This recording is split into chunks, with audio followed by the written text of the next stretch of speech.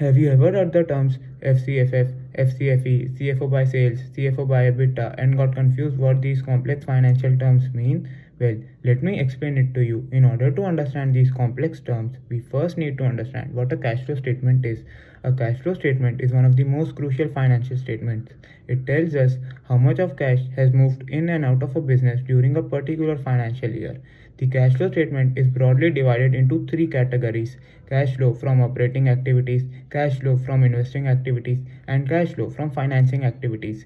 Cash flow from operating activities tells us how much of a cash the business has generated from its core operations, whereas cash flow from investing activities tells us the cash the business has invested into purchasing land, equipment, machinery, etc., or even invested in stocks, bonds, mutual funds, etc.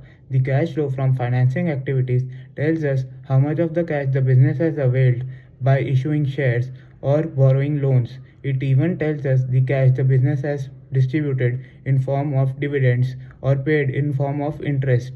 However, when we add all these line items together, we arrive at the net change in cash.